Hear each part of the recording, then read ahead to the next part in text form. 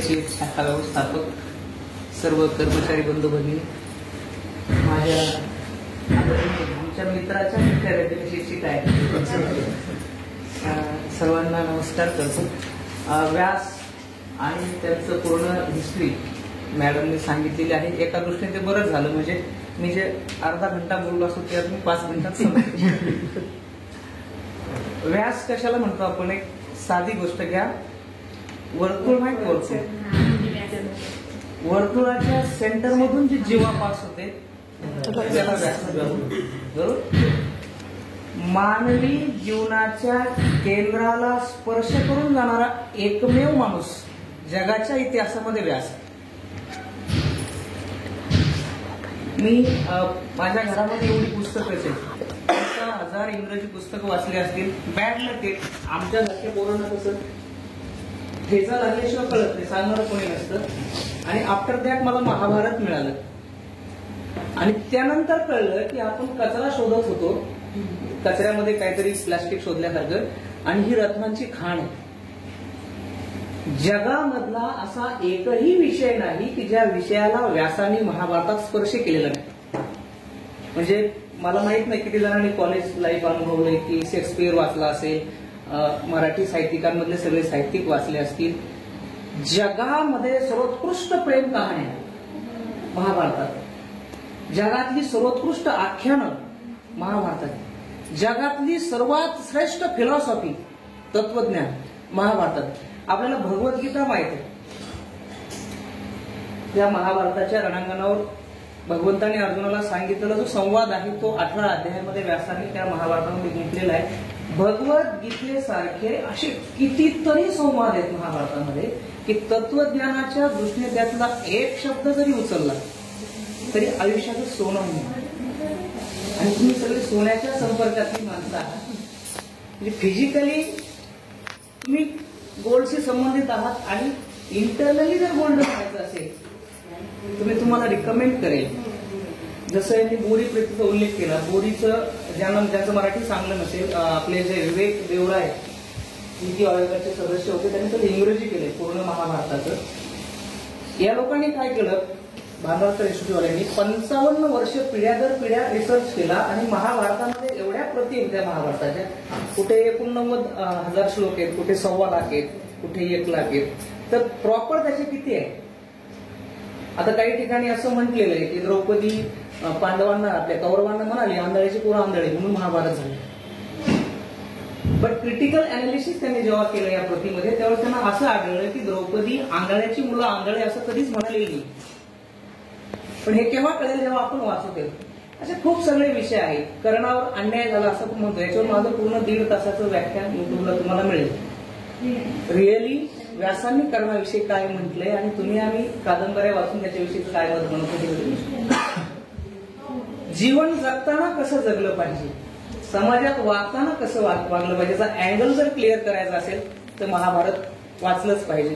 ज्ञानेश्वरीच्या प्रस्तावनेमध्ये सुरुवातीचे 20 श्लोक गणेशाची वंदना आहे, ओम नमोजी आद्यापासून.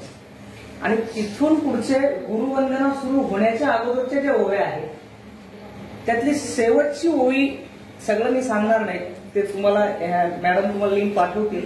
ब्लॉगवर सगळे लेख आहेत, 400-450 लेख, 400-450 व्हिडिओज आहेत.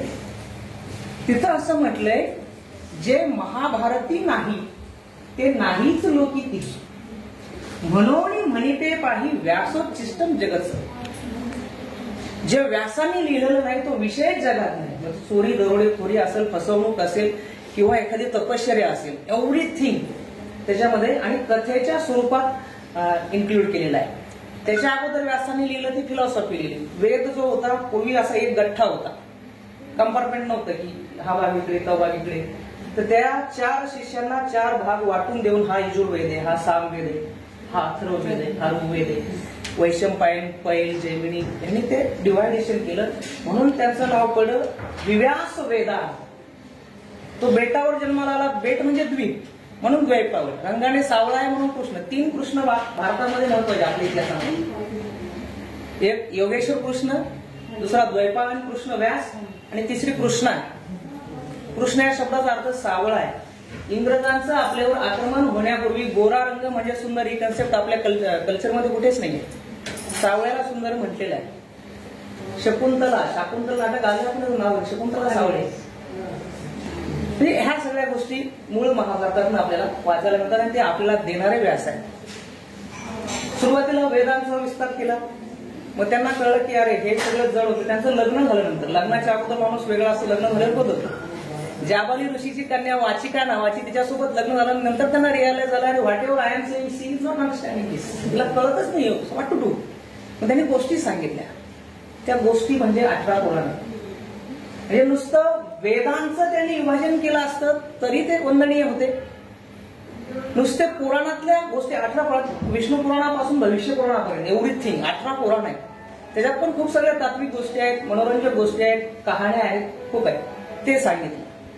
त्याच्यानंतर त्यांना रिअलाइज झालं की भक्तिपूर्ण काहीतरी असलं पाहिजे. मग भागवत महापुराणाचा जन्म आहे. नॉलेजेबल लोकांसाठी ज्यांना स्वतःच्या बुद्धीची घमेंड आहे आणि वाचायला वेळ नाही, 555 सूत्रांचं ब्रह्मसूत्र आहे. अँड लकीली हे सगळं आपल्याला आता आर्काइव्ह अवेलेबल आहे. फोनमध्ये रिकाम्या वेळात आपण बसलो ब्रह्मसूत्र बघू शकतो, त्याचे ट्रान्सलेशन्स वाचू शकतो. संस्कृत आपल्याला कळणार नाही, मलाही कळत नाही, त्याचे उच्चारच करता येत नाही, पण इंग्रजी आहे, हिंदी आहे, मराठी आहे, सगळ्या भाषांमध्ये. महाभारत आहे, ब्रह्मसूत्र आहे, पुराण आहे, भागवत महापुराण आहे आणि वेद आहे. हे सगळं संचित जे आहे ते आपल्यापर्यंत पोहोचवणारे व्यास. म्हणून ते व्यास म्हणजे मोठा, सगळ्यात मोठी जीवा जी सेंटरला टच करतो. एखादा माणूस खूप मोठा आहे पण तो आपल्याला रिलेटच करत नाही, त्याचं मोठे पण काय खायचं. मोठा माणूस आहे पण तो माझ्या जीवनाला स्पर्श करतोय, दॅट इज रिअली मोठा. तशा पद्धतीने व्यास मोठे, म्हणून त्यांचा जन्मदिवस गुरुपौर्णिमा म्हणून साजरा. गुरु म्हणजे काय, तुम्ही जर 7वी 8वीला व्याकरणात शिकला असाल, जे आपण गण पाडतो ना अक्षराचे, लघु, पहिली वेलांटी लघु, दुसरी वेलांटी गुण. जो मोठा आहे तो गुरु. गुरुच्या 2 मात्रा, लघुची 1 मात्रा असते. जो लघुला गुरु बनवतो दॅट इज रिअली गुरु. संस्कृतामध्ये खूप छान सुभाषित आहे, संस्कृत सांगणार नाही मी, मराठीत सांगतो की शिष्याला फसवून त्याचं वित्त हरण करणारे गुरु ढिगाणे सापडतील, पण जो शिष्य खरोखर खालच्या लेवलला आहे त्याला उच्च बनवणारे ते खरे गुरु असतात. गुरुला कुठलीच उपमा देता येत नाही. परीस अशी संकल्पना आहे इतिहासामध्ये की तो परीस लोखंडाला लावला की तो सोनं बनतं, पण लोखंडाचा परीस बनत नाही. पण गुरु हा असा व्यक्ती आहे की जो स्वतःच्या शिष्याला स्वतःसारखा बनवतो. मॅडमनी परंपरा सांगितली की व्यासांनी सांगितलेलं महाभारत शुकाला सांगितलं, शुकांनी वैशंपायनाला सांगितलं, वैशंपायनाने राजा जन्मेजयाला सांगितलं. राजा जन्मेजयाच्या सभेतून एक गेलता मुसाफिर फिरत फिरत उग्रसवा सौती, त्याने बाकीच्यांना सांगितलं आणि तिथून पुढे हे 1 लाख श्लोकांचं झालं. म्हणजे हे फक्त व्यास इतके महान नाही, तर व्यासांच्या नंतर 3ऱ्या 4थ्या पिढीमध्ये त्याचा त्याच पद्धतीने विस्तार करणारा जो सौती आहे. आणि तुमच्या माहिती सांगतो, सौती हा सूत आहे. सौती मीन्स काय, सूत, तो रथ चालवतो. म्हणजे पहिला आद्य कथाकार आपल्या देशामधला का ज्यांच्यापासून आपल्याला कथा आली तो ब्राह्मण नाहीये, क्षत्रिय नाहीये, तो सौती आहे. म्हणजे हा जो समत्वाचा संदेश जो आहे, किंवा एका कोळीच्या पोटी जन्माला आलेला व्यास आहे, राजकुमारीच्या पोटी जन्माला आलेला नाही. ही जी पूर्ण समरसतेची समानतेची भावना व्यास देतो. म्हणून जे जे गुरुत्वाचं काम करतात, समाजाला उभं करण्याचं काम करतात, मोठं करण्याचं काम करतात, त्या सगळ्यांना नमस्कार करायचा असेल तर व्यासाला नमस्कार करा, तो सगळ्यांना पोचतो. माऊली ज्ञानेश्वरीमध्ये खूप म्हणतात की खूप गोड आहे ते सगळं, म्हणजे सुरू झालं की मी थांबणार नाही. पण एक दृष्टांत सांगतो साधा. तुम्हाला सगळ्या तीर्थांचं स्नान करायचंय, पुण्य मिळवायचंय ना, मग समुद्रात स्नान करा. सागरे सर्व तीर्थांनी. समुद्रात स्नान केलं ना तर सगळ्या तीर्थामध्ये स्नान केल्याचं तुम्हाला पुण्य मिळेल. तसं तुम्हाला सगळ्या देवांची भक्ती करायची ना, फक्त गुरुला नमस्कार करा. म्हणून जाणते ही गुरु भजिती, देण्याची कृतकार्य होईजे, जैसे मूळ सिंचने सैजे, शाखा पल्लव संतोष. मुळाला पाणी घातलं ना, पाणी टोटलीत होणार. गुरु हा मूळ आहे लाईफचा. आणि सांगितलं मॅडमवर, दत्ताने 24 गुरु मानलेत. पृथ्वी, वायू, आकाश, खूप सुंदर आहे. अग्नी, आप, शतांश, 8वा तो चंडांश, कपोतपुरेश 8वा, खूप सुंदर आहे. ह्या सगळ्या 24 गुरूंना सगळ्या त्याच्या खालची ओवी भागवताचं ते पण आर्काइव्हला आहे. एकनाथी भागवत 7वा, 8वा, 9वा 3 अध्यायामध्ये 24 गुरूंचं वर्णन आहे. आणि त्या तीनही अध्यायांचा जो सारांश मॅडमला लेख मी आज फॉरवर्ड केला, तुमच्या ग्रुपला फॉरवर्ड करा. प्रत्येक गुरुची स्टोरी आहे. वेश्येला गुरु मानलेला आहे. तुमच्या आमच्या आपण अजूनही शॉक होतो. आपण 2024 मध्ये आहोत. नाथांनी त्या काळामध्ये वेश्येला गुरु मानले, 15व्या शतकामध्ये. का मानलेलं आहे? थोडीशी ती गोष्ट सांगतो की वेश्या असे तिचा व्यवसाय गिराईक बोलवणं. संध्याकाळी शृंगार करून दारात उभी राहते. याला खुणव, त्याला खडा मार, त्याला शिट्टी मार, कुणी येत नाही. एखादा तिकडून सुंदर उबाबदार तरुण यावा, हिला वाटते भाई, पण तो यायचाच नाही. पण नंतर माझे जाऊ दे, कुरू पॅमेला निघून जायचा. रात्रीचे 12 वाजले, 1 वाजला, आणि त्यानंतर तिच्या मनामध्ये विरक्ती निर्माण झाली. अरे एवढं जर मी देवासाठी वाट बघितली असती आतापर्यंत माझा उद्धार झाला असता. आणि त्यानंतर जी कालपर्यंत वेश्या होती तिचा उद्धार झाला, ती मार्गदर्शक झाली. हे वेश्याची गाणी अशा 24 कहाण्या आहेत 3 अध्यायामध्ये. त्या पूर्ण शॉर्टमध्ये मी त्या लेखामध्ये त्याचा उल्लेख केलेला आहे. तो साधारण 3-4 हजार शब्दांचा लेख आहे.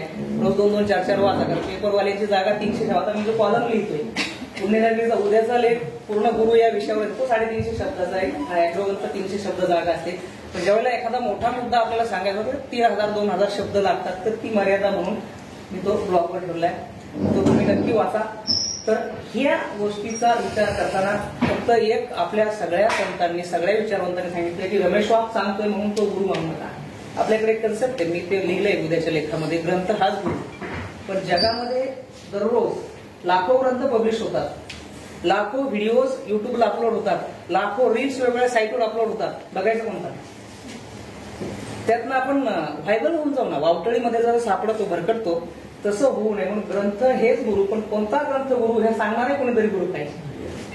सो ते नाथांनी तेच सांगितलंय की विवेक युक्ती स्वभावे गुरु भजिजे निज भावे. सांगणारा कुणी काही सांगेल, प्रत्येकाचा अंडरस्टँडिंग वेगळी असते, त्याचं मजदूर वेगळा असतो, इव्हन अजेंडा पण वेगळा असतो.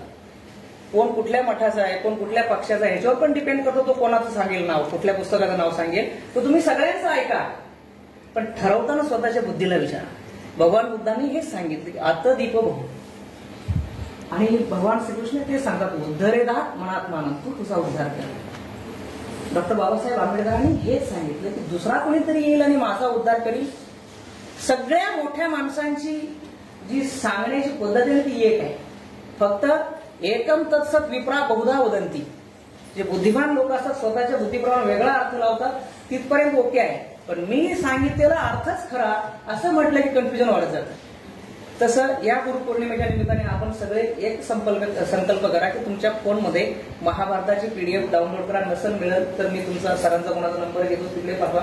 आणि ऍटलिस्ट एक पान, एक श्लोक झोपताना, जसं हरिपाठामध्ये माऊली म्हणतात रिकाम अर्ध घरी राहू नको, किंवा कौटिल्यांनी त्या काळामध्ये सांगून ठेवले की दिवसामध्ये किमान एक श्लोक पाठ करावा. नाही जमला अर्धा करावा, नाही जमला एक शब्द करावा, नाही जमला अर्धा शब्द करावा. आणि हे जमत नसेल तर तो तुमचा दिवस व्यर्थ गेलेला आहे.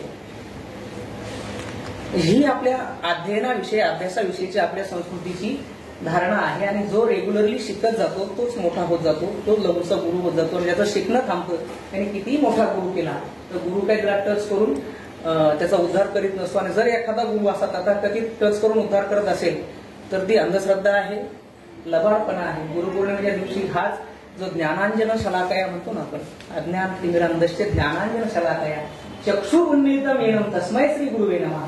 जो अज्ञानाच्या अंधाराकारामध्ये आपले डोळे उघडतो तशाच गुरुला नमस्कार करायचा. जो आपले असले डोळे बंद करतो, मी सांगतो ते आई झापड लावणारा गुरु नसतो, जो आपले डोळे उघडतो तो गुरु असतो. असा गुरु आपल्या सर्वांना मिळो. नाही मिळाला तर मॅडमने खूप सुंदर सांगितलं कृष्ण म्हणते, ज्याला कोणीच गुरु नाही त्याला कृष्ण म्हणते. कृष्णाची गीता उचलली, गीतेवर अजून वेगळं बोलणं होईल, ते नंतर तुम्ही बघून घ्या, तुमच्या वाचून घ्या व्हिडिओज लेख. सर्वांना पुन्हा एकदा गुरुपौर्णिमेच्या शुभेच्छा. तुमच्या आयुष्यातलं लघुत्व निघून जावं आणि गुरुत्व यावं. धन्यवाद.